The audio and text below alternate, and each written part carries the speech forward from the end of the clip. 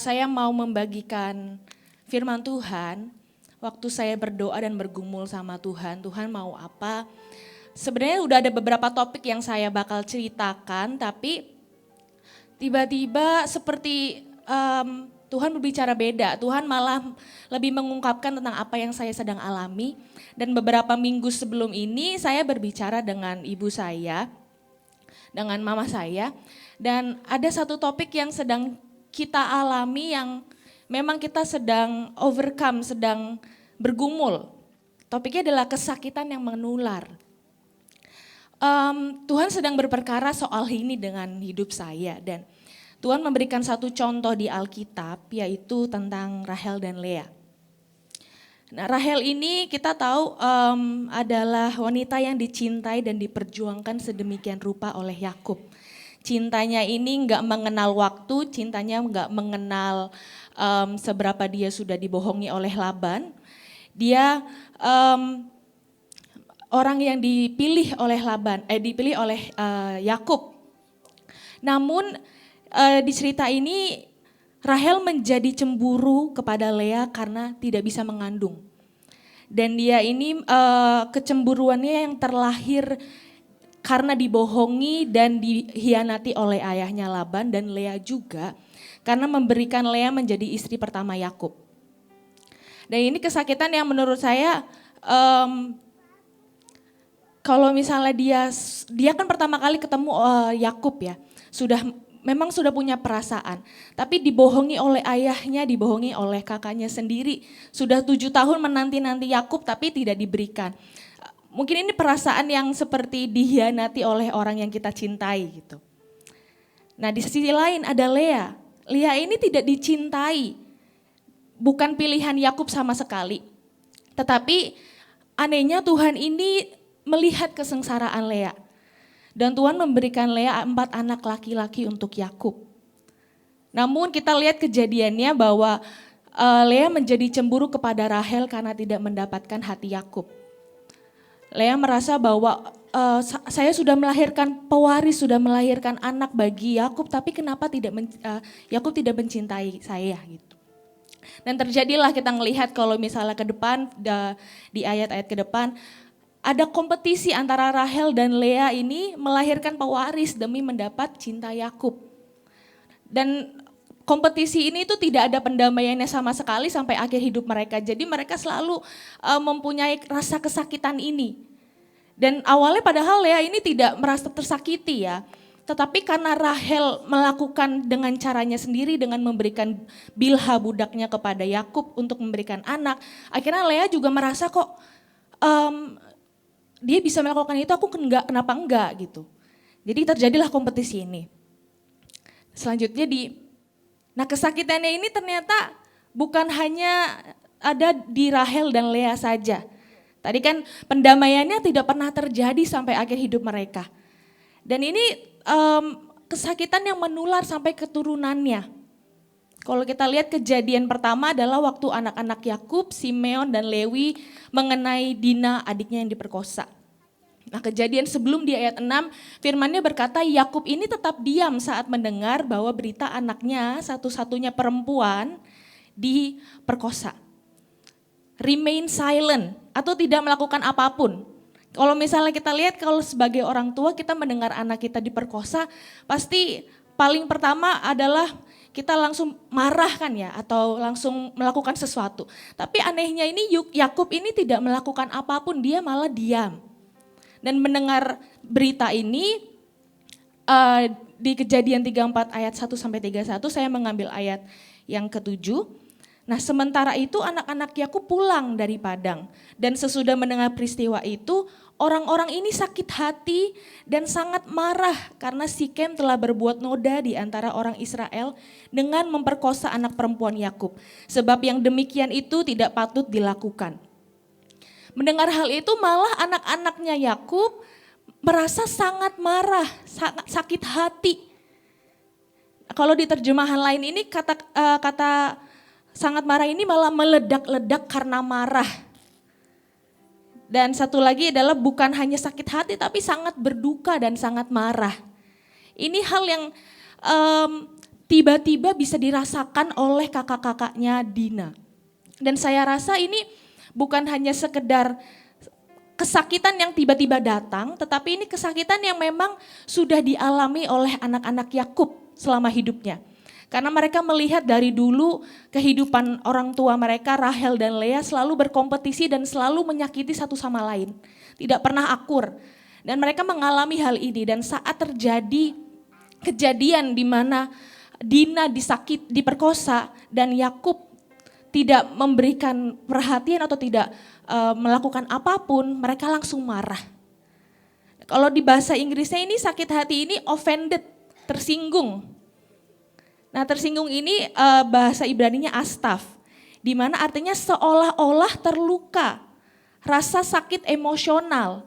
Jadi yang diperkosa ini Dina, tapi yang rasa seolah-olah terluka ini kakaknya. Mereka sangat langsung punya kemarahan yang luar biasa, sampai kita melihat mereka ini memberi tipu muslihat kepada orang Hewi. Orang Hewi ini, Sikem ini yang memperkosa Dina, mereka sebenarnya pengen berdamai. Ayolah kita bikin pendamaian atau kita bikin perjanjian gitu. Tetapi anak-anak Yakub malah memberi tipu muslihat, ya udah boleh. Tapi ternyata saat mereka sudah melakukan perjanjian yang harus dilakukan, mereka malah membunuh setiap laki-laki orang Hewi. Dan mereka nggak berhenti di situ, mereka juga merampas dan menjara semua kekayaan, menjara anak-anak, menjara istri-istri perempuan-perempuan orang Hewi. Dan ini memang kemarahan yang sangat tiba-tiba, yang sampai mereka melakukan membunuh semua laki-laki di Hewi, orang Hewi. Kita melihat juga kejadian kedua di mana anak-anak Yakub berbuat jahat dan menjual Yusuf. Di Kejadian 37 ayat 1 sampai 11 ayat 4. Setelah dilihat oleh saudara-saudaranya bahwa ayahnya lebih mengasihi Yusuf dari semua saudaranya, maka bencilah mereka itu kepadanya dan tidak mau menyapanya dengan marah. Maka iri hatilah saudara-saudaranya kepadanya, tetapi ayahnya menyimpan itu dalam hatinya. Kita melihat bahwa kesakitan ini pun sampai kepada saudaranya sendiri yang dilihat, oh Yakub ternyata dulu mencintai Rahel, sekarang lebih mencintai Yusuf, dan mereka benci dan tidak mau menyapa dengan ramah. Sekali lagi ada iri hati yang akhirnya kalau kita lihat setelah itu mereka punya berikhtiar untuk membunuh Yusuf. Tapi ujung-ujungnya mereka menjual Yusuf, akhirnya jadi budak. Tapi kita melihat bahwa kesakitan ini itu benar-benar turun dari keturunannya. Kita melihat bahwa dari mulanya Rahel yang sakit, tiba-tiba Lea itu bisa merasa kesakitan. Padahal kalau kita lihat 4 anak laki-laki dia masih menjadi istri Yakub dan masih diberikan kekayaan, masih diberikan fasilitas. Sebenarnya tidak ada hak dia untuk terlalu marah. Tetapi karena dia merasa tiba-tiba tertular oleh Rahel. Jadi ada kompetisi yang tidak pernah berhenti sampai anaknya turun ke 12 suku. Sampai akhirnya melakukan kejahatan yang sedemikian rupa. Nah dari firman ini tuh Tuhan mengajarkan saya sekali lagi. Seringkali itu kita gak menyadari bahwa kita bisa merasa sakit karena orang yang kita kasihi itu disakiti. Kita merasa mungkin tidak kita nggak ngerti ya, kita nggak seperti verbal dikasih tahu abis dia apain gitu orang yang kita kasihi. Tapi kita seperti merasa atau kita tahu kesakitan mereka. Atau kita dengar cerita aja tapi kita tahu dan kita tiba-tiba punya perasaan sakit dan marah dan kesal dan ingin melakukan sesuatu. Dan memang ini kesakitannya tidak kita bisa lihat dengan jelas, tetapi jika tiba-tiba akan ada trigger, seperti saat anak-anak Yakub, mereka sebenarnya tidak kenapa-kenapa, tapi mereka melihat bahwa Yusuf ini dikasihi banget, dijubahi, dicintai, dan akhirnya mereka tertrigger. Sepertinya langsung, kenapa ayahku ini gak pernah dari dulu sampai sekarang memberikan cinta yang cinta yang adil. Ketrigger dan akhirnya mereka ini melakukan hal yang tidak semena-mena, mau membunuh adiknya sendiri. Tapi akhirnya juga dijual.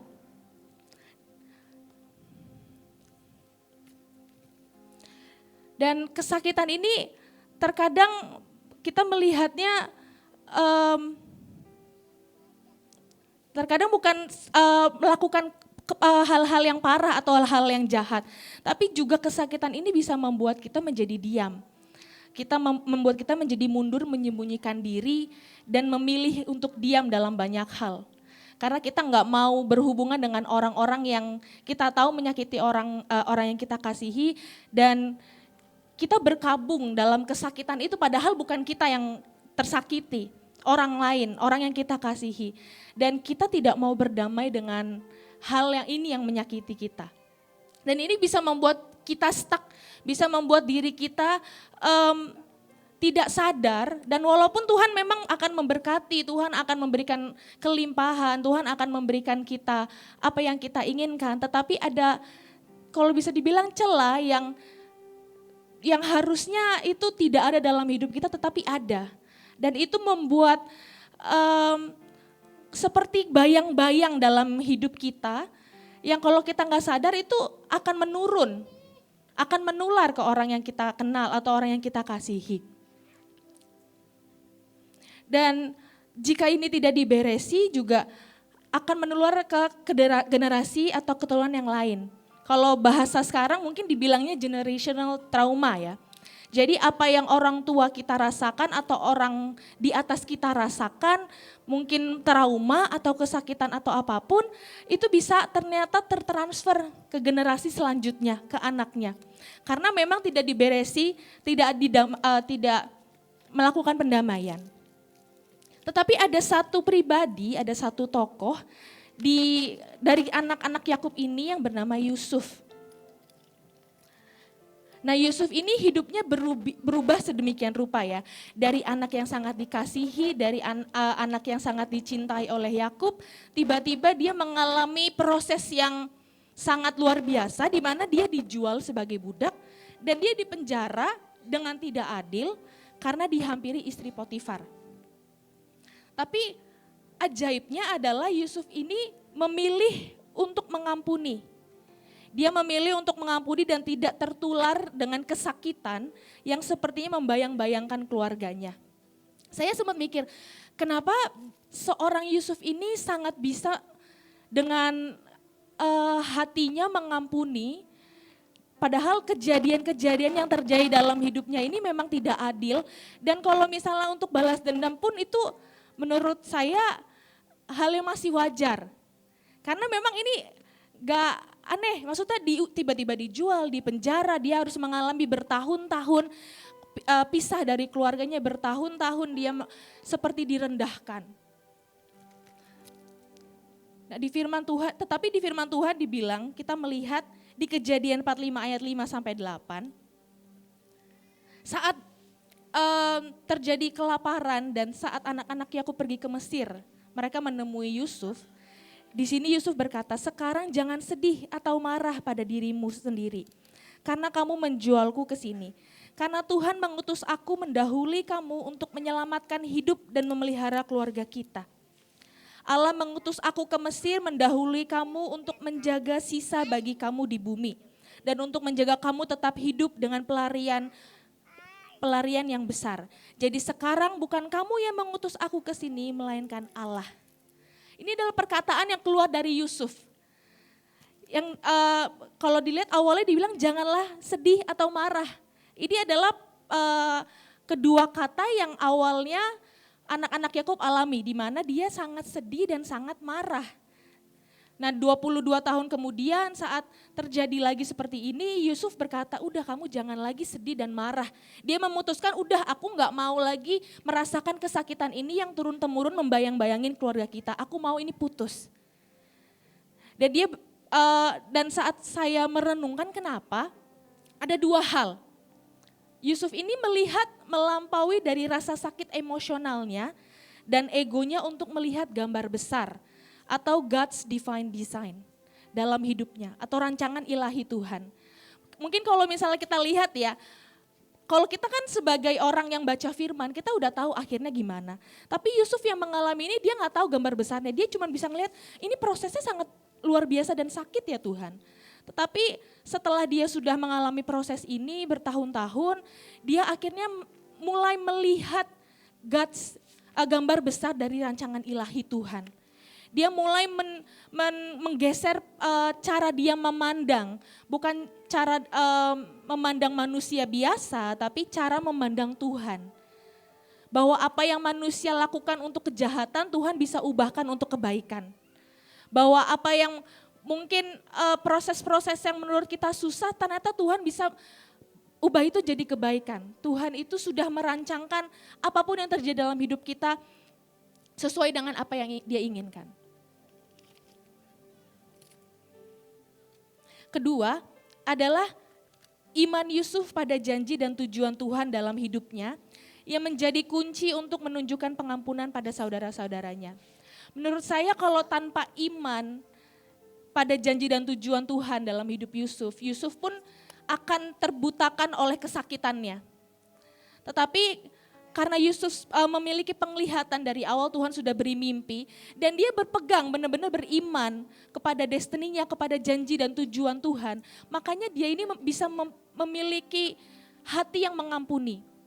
Dia memiliki hati yang Tuhan memang inginkan dia. Dan saya melihat bahwa terkadang kalau dalam proses apapun yang kita alami, kalau iman kita sudah tidak ada, kalau iman kita tidak bisa melihat masa depan atau destiny ke depan kita, memang hal untuk mengampuni, hal untuk mengejar Tuhan lebih lagi itu susah. Tapi sekali lagi kita belajar dari Yusuf, bahwa dia tetap terus berpegang pada imannya akan Tuhan. Walaupun bertahun-tahun dia melewati proses yang susah, proses yang tidak enak, proses yang mungkin untuk anak-anak muda, untuk anak-anak kita sendiri yang mengalaminya sudah terpanting-panting, udah aduh Tuhan aku nggak ngerti lagi, udah nggak mau, udah serahkan lagi sama Tuhan, udah nggak, bahkan mempertanyakan Tuhan kenapa ini terjadi, kok engkau nggak adil, kok engkau nggak melakukan apa yang kau katakan akan menolong.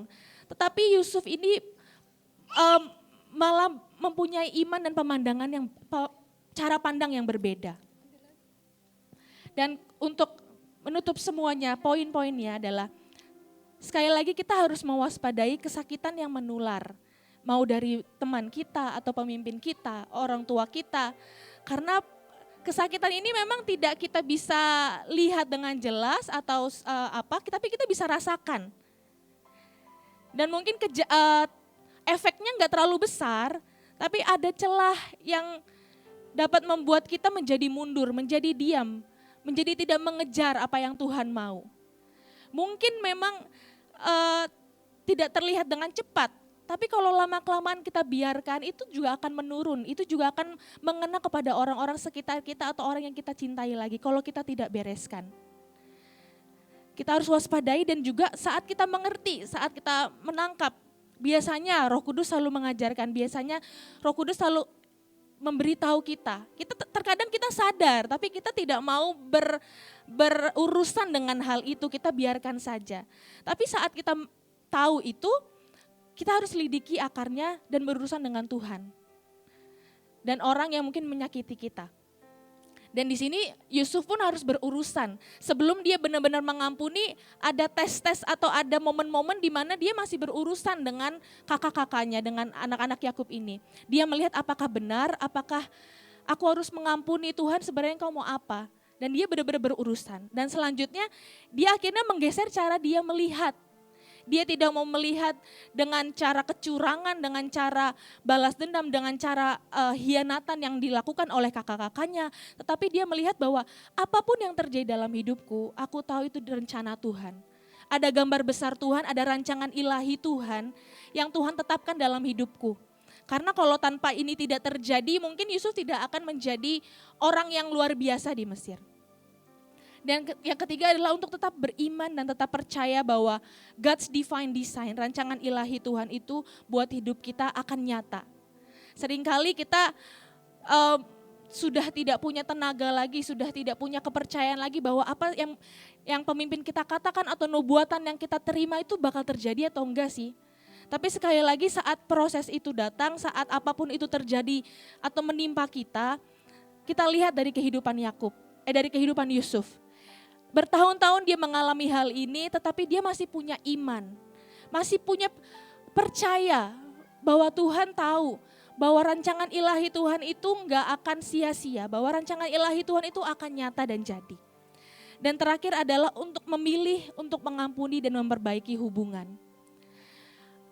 Yusuf memilih untuk mengampuni seluruh keluarganya, memilih untuk memperbaiki hubungannya dengan kakak-kakaknya, dengan Yakub, sampai dia pun benar-benar memberikan setiap kekayaan apapun yang keluarganya butuhkan, dia berikan. Bahkan satu tanah aja pun dia berikan, Goshen, untuk keluarganya. Dia memperbaiki hubungannya dan dia berkata, it is finished, dan apapun itu bayang-bayang setiap kesakitan dalam keluargaku itu sudah selesai. Dia memilih untuk melihat cara Tuhan, dia memilih untuk percaya bahwa apapun yang Tuhan lakukan, rancangkan itu baik. Dan saya bersyukur bahwa Tuhan sekali lagi membukakan hal ini. Karena ini adalah hal yang memang saya sedang gumuli dan saya percaya bahwa Tuhan akan mampu membuat saya overcome hal ini. Dan sekali lagi di tahun ini, di bulan ini, mungkin seperti tadi yang Ibu Ruth juga katakan bahwa ada roh kesakitan seperti gelombang. Dan ini juga ada seperti roh kesakitan yang menular, kita harus waspada, kita harus lihat. Mungkin kita nggak nyadar atau mungkin kita sudah menyadarinya dan kita nggak tahu harus bagaimana. Sekali lagi ayo kita lihat dari kehidupan Yusuf, lihat bagaimana cara dia berespon dan cara dia melakukan apa yang dialami. Dan untuk semuanya, saya mau mengajak kita berdoa sekali lagi untuk berurusan dengan kesakitan yang menular ini. Mungkin kita nggak sadar atau mungkin ada hal-hal yang membuat kita merasa seperti Tuhan ada yang mengganggu atau hal yang membuat aku tidak bisa mengikuti destinimu, tidak bisa melihat apa yang kau inginkan. Kau mungkin merasa tersakiti oleh pemimpinmu, kepada orang sekitarmu, kepada teman-temanmu. Dan kau tidak tahu harus gimana lagi. Tapi hari ini biar Roh Kudus beracara dan berurusan dengan setiap kita. Tuhan, sekali lagi kami datang Tuhan. Ini hati kami, ini hidup kami di hadapan-Mu. Engkau tahu apa yang kami alami, Engkau tahu setiap hati kami, Engkau tahu di balik semuanya Tuhan yang terdalam. Dan hari ini sekali lagi Tuhan kami minta Tuhan, Engkau menyembuhkan kami, Engkau yang memulihkan setiap kami. Biar tidak ada dari setiap kami Tuhan yang tertular oleh roh kesakitan ini lagi. Kami mau berkata bahwa it is finished Tuhan, semuanya selesai. Tidak ada lagi bayang-bayang kesakitan dalam hati kami, dalam hidup kami. Kami ingin memilih untuk melihat cara-Mu memandang. Kami ingin melihat Tuhan untuk beriman dan percaya bahwa apapun rencana-Mu Tuhan, itu akan jadi dalam hidup kami. Terima kasih Tuhan. Sekali lagi biar Engkau terus beracara, biar Engkau terus berurusan dengan setiap hati kami Tuhan. Sampai pemulihan yang luar biasa atas hidup kami dan keluarga kami, atas semua saudara-saudara kami terjadi. Terima kasih Bapa Tuhan Roh Kudus. Hanya di dalam nama Yesus. Amin.